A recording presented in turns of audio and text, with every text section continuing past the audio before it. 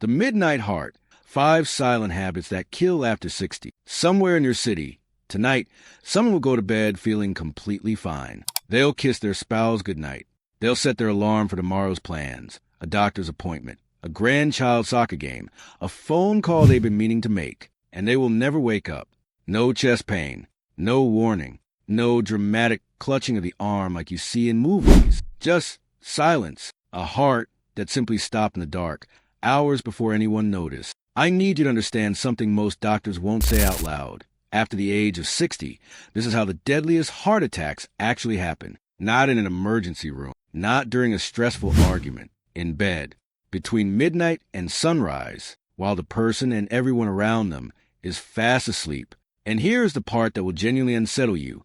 In almost every single case I've witnessed in over 20 years of cardiac surgery, the real trigger wasn't some rare disease or hidden defect. It was something small, something the person did without a second thought in the last hour before turning off the light. Tonight, I'm handing you the exact list. 5 nighttime habits that are, right now, quietly working against your heart while you sleep. By the end of this video, you will know precisely what they are, why they matter so much more after 60, and, most importantly, the simple changes that can shut every one of them down starting this evening. Stay until the end, because habit number 3 is the one most people have never even heard of, and it may be the most dangerous of all. Let's begin with what's actually happening inside your chest the moment your head hits the pillow. The night shift your heart wasn't built to survive. Most people assume the heart rests at night.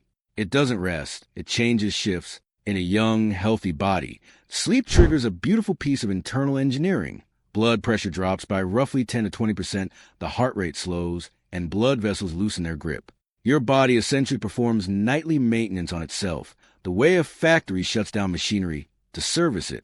But that maintenance system depends on precision, hormonal signals, elastic arteries, a finely tuned internal clock. And after 60, that precision starts to erode. Arteries stiffen. The hormones that once orchestrated this nightly reset weaken. The safety margin that used to protect you gets thinner and thinner year after year, without a single symptom to warn you. During the day, your cardiovascular system has backup plans. It can reroute, compensate, adjust on the fly. At night, most of those backup systems go dark. Your heart is essentially running on a skeleton crew in the dark with no supervisor watching. This is exactly why the window between midnight and 6 a.m.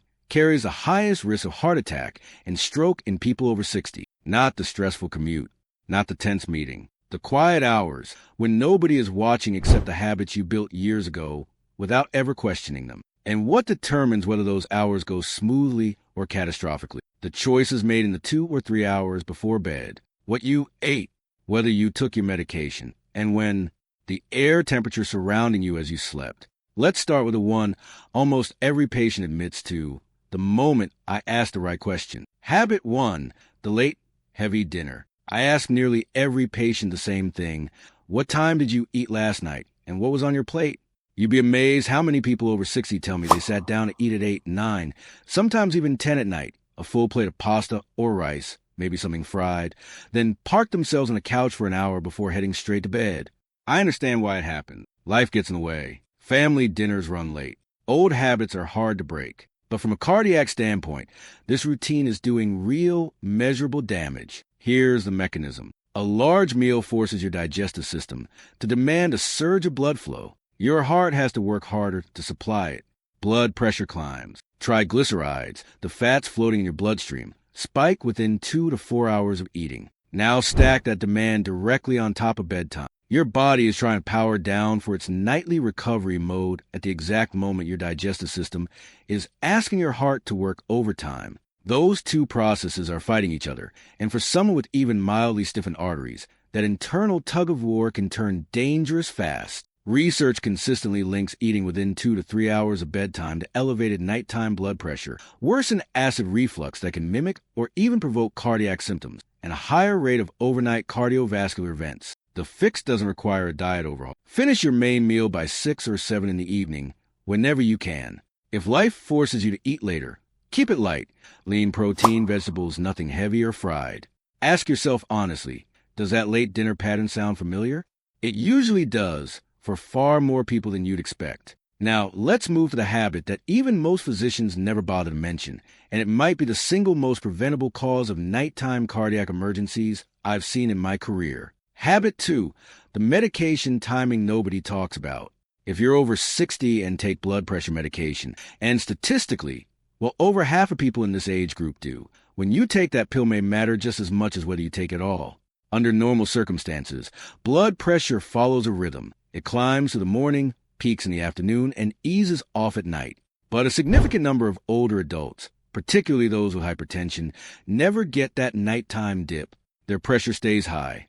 Or worse, it surges in the early morning hours. Doctors call this nocturnal hypertension, and most patients have never heard the term, despite how dangerous it is. Here's why it's so much worse than an ordinary daytime spike. While you sleep, your arterial walls are not braced for sudden pressure. A surge at 3 in the afternoon is one thing. That same surge at 3 in the morning is far more likely to rupture a fragile plaque inside a coronary artery, trigger a blood clot, and land someone on my operating table before sunrise. If you only take your blood pressure medication in the morning, its protective effect may have completely worn off by the time your body needs it most. If you occasionally skip a dose, you may be leaving yourself entirely unguarded through the most dangerous hours of the night. So here's what I want you to do. Ask your doctor directly whether your blood pressure medication should be moved to the evening. That conversation takes 2 minutes. There is solid clinical research, including large-scale chronotherapy studies, showing that shifting blood pressure medication to nighttime can meaningfully lower cardiovascular risk during sleep. This is not a minor scheduling detail. It could be the single most important medical conversation you have this year, and most people over 60 have never had it. Now, the one I promise you, the habit hiding in plain sight, often mistaken for nothing more than an annoying sound. Habit 3. The sound everyone ignores. Think of someone you know who snores. Your spouse, maybe, a parent, or perhaps it's you, and someone else has told you about it. Most people laugh it off. An elbow in the ribs, a joke at breakfast, nothing more. I don't laugh it off. After 20 years in this field, I treat heavy snoring as a warning sign of heart disease until proven otherwise. Sleep apnea is one of the most underdiagnosed conditions I encounter in patients over 60. Estimates suggest more than 3 in 10 older adults have some form of it, and the overwhelming majority have never been tested, let alone treated. They have no idea what it's doing to their heart, night after night, for years. Here's what's actually happening during an episode. Breathing stops for 10 seconds, 40 seconds, sometimes longer, and can repeat dozens of times in a single hour. Each time it happens, blood oxygen plummets. The brain senses an emergency and floods the body with adrenaline and cortisol. Heart rate spikes, blood pressure spikes. The heart is essentially jolted awake, while the rest of the body stays unconscious. Now multiply that shock by 30, 40, 50 times in one night. Do that for years, and the cardiovascular toll is anything but subtle. Sleep apnea has been linked to roughly a 3-fold increase in heart attack risk. It's also strongly tied to atrial fibrillation, an irregular heartbeat that dramatically raises stroke risk and accelerates the stiffening of artery walls over time. And because all of it happens while you're unconscious, most people never suspect a thing until a major cardiac event forces them to. Watch for the warning signs beyond snoring: waking with headaches, feeling drained no matter how long you slept, frequent nighttime bathroom trips, a dry mouth in the morning, or waking up gasping or choking for air. Any of that sound familiar? Talk to your doctor about a sleep study. Here's my rule for patients. If you snore heavily, you're over 60 and you have any history of heart or vascular disease, getting evaluated for sleep apnea isn't optional. It's a core part protecting your heart. The standard treatment, a CPAP machine, isn't glamorous, but the evidence is remarkable. Consistent use is linked to lower blood pressure, fewer arrhythmias, and meaningfully reduced cardiovascular risk. One device, one habit, enormous protection. Does anyone in your house snore like that? Has anyone ever told you that you stop breathing in your sleep? Hold on to that thought, because the next habit connects directly to it. Habit 4, the safe habit that isn't safe at all.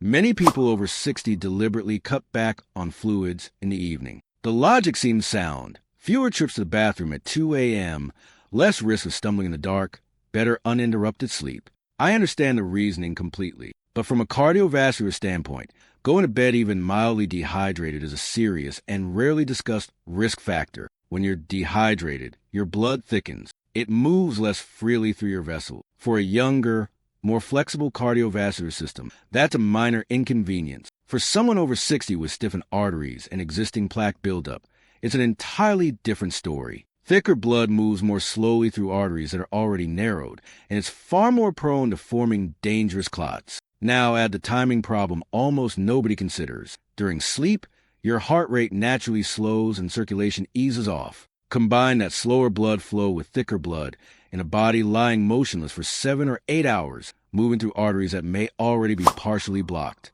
That combination is one of the key reasons heart attacks and strokes cluster so heavily in the early morning hours. The fix is almost absurdly simple. Drink 1 full glass of water, about 8 ounces, before bed. That's all it takes to keep your blood from thickening unnecessarily overnight. Keep a second glass on your nightstand. If you wake up thirsty at 2 a.m., your body isn't being difficult. It's asking for exactly what your heart needs. You do not have to trade a good night's sleep for cardiovascular safety. You can have both. And now, the final habit, the one that costs nothing, takes 10 seconds to fix, and almost nobody thinks to check. Habit 5, the temperature you've never questioned. What's your bedroom temperature at night? Most people have never once considered that question in terms of heart health, only comfort. But your cardiovascular system genuinely performs best within a narrow temperature window. Step outside it, and your heart quietly works overtime, all night long without you ever knowing. If your room runs too warm, above roughly 72 degrees Fahrenheit, your body has to work continuously to shed the excess heat. Blood vessels dilate, heart rate stays elevated, you sweat more, and you lose fluid, circling straight back to the dehydration problem we just covered. Sleep quality also drops, and you spend less time in the deep, restorative stages of sleep, precisely the stages where your heart does its most important overnight repair. Go too far the other direction, below roughly 62 or 63 degrees, and you get the opposite problem. Cold triggers vasoconstriction. Your blood vessels tighten to preserve core body heat. As they constrict, blood pressure rises, and the heart has to pump against greater resistance all night. For anyone already living with coronary artery disease or hypertension, that added nighttime strain is far from harmless. The sweet spot for both sleep quality and cardiovascular protection sits between about 65 and 72 degrees Fahrenheit. Inside that range, your body stays thermally neutral, vessels relaxed, heart rate low and steady, sleep deep, and genuinely restorative. One thermostat adjustment, real, measurable protection. Putting it all together, your heart-safe evening routine. Everything you just heard might sound like a long list of new worries. I want you to see it differently. Together, these 5 habits form a simple, practical evening routine, one that fits into an ordinary night without demanding a total lifestyle overhaul. I call it the heart-safe evening routine. Here's what it looks like in practice. Between 6 and 7 in the evening, eat your main meal. Lean protein, vegetables, a modest portion of carbohydrates if you need them. Not a feast, not a fast, just a sensible meal at a sensible hour, giving your heart 3 to 4 hours to finish digesting before you sleep. Around 7 o'clock, handle your water and your medication. If you haven't yet asked your doctor about shifting your blood pressure medication to the evening, let this be the reminder that finally pushes you to make that call. Between 8 and 9, begin winding down. A gentle walk, a good book, a relaxed conversation with someone you love. This is also the moment to put the phone down. Bright screens suppress melatonin, and keep your nervous system wired long past when it should be settling. By 9 o'clock, prepare your bedroom. Adjust the thermostat into that 65 to 72 degree range. Crack a window if you need to cool things down. Set a glass of water on your nightstand. These tasks take under 2 minutes combined, but they matter enormously. By 10 o'clock, you're in bed. And here's one last detail that costs absolutely nothing. If you snore, or if someone has ever told you that you stop breathing in your sleep, try sleeping on your side rather than your back. Back sleeping can dramatically worsen airway obstruction, and simply switching positions can meaningfully reduce apnea episodes while you arrange a proper medical evaluation. Dinner by 7. Water and medication check around 7. A calm wind down until 9. Bedroom set by 9. Lights out by 10. Sleeping on your side. The evidence behind this routine isn't in question. It works. The only real question left is whether you'll actually follow it. And that answer belongs entirely to you. What 20 years in the operating room taught me. Let me speak to you plainly for a moment. not as someone making a video, but as a surgeon who has lived this reality more times than I can count. I have stood over an operating table at 3 in the morning, holding a heart that stopped beating because a clot formed overnight inside a narrowed artery. I have sat across from families in hospital waiting rooms at dawn, families who said goodnight to someone just hours earlier with absolutely no idea anything was wrong. I have reviewed case files on people who, just a week before, were planning a grandchild's birthday party. And in case after case, the contributing factors were never mysterious. A dinner eaten too late, a blood pressure pill taken at the wrong time, or not at all, a bedroom left too warm, a body that had gone quietly dehydrated, an airway that had been silently collapsing for years, while everyone assumed the snoring was just an annoying habit. These aren't rare, exotic risk factors. They're the ordinary background noise of millions of unremarkable evenings. But that background noise, repeated night after night, year after year, can eventually become a heart attack nobody saw coming, simply because nobody knew where to look. If there's one lesson 2 decades in surgery has burned into me, it's this. Most of the hearts I've had to repair didn't fail because of bad luck. They failed because of missing information the patient was simply never given.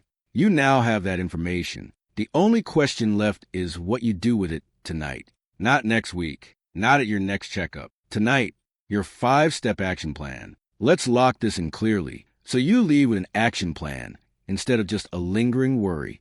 1. Finish your main meal by 6 or 7 in the evening. No extreme diet, just a sensible dinner at a sensible hour. 2. Talk to your doctor specifically about the timing of your blood pressure medication and ask whether moving it to the evening makes sense for you. This single conversation could be the most important one you have all year. 3. If you snore, wake up exhausted, or anyone has ever mentioned you stop breathing at night, get evaluated for sleep apnea. Past 60, this isn't optional. It's a core part protecting your heart. 4. Drink 1 glass of water before bed and keep a second one on your nightstand. Don't let your blood thicken overnight just to avoid an extra bathroom trip. 5. Keep your bedroom between roughly 65 and 72 degrees Fahrenheit. One simple adjustment, real protection, and it costs you nothing.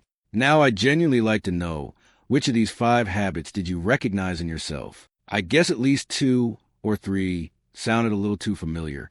If so, you're in good company. Nearly every patient I've ever shared this list with sees themselves somewhere in it. The difference now is that you know exactly what to do about it. If this helped you, pass it along. There's almost certainly someone in your life, a spouse, a sibling, a close friend, anyone over 60, who has never once connected their nightly habits to the health of their heart. Send this to them tonight. Your heart has worked faithfully for you every single minute of every day and night of your entire life. Give it the conditions it needs to keep doing that for many years to come. One last, sincere note. Everything shared here is general medical information based on current cardiovascular research and years of clinical experience. It isn't a substitute for personalized medical care. Before adjusting any medication schedule, especially the timing of blood pressure medication, please talk with your own physician first. That's not just a formality. It's a genuine hope that you'll still be here, watching 10 years from now.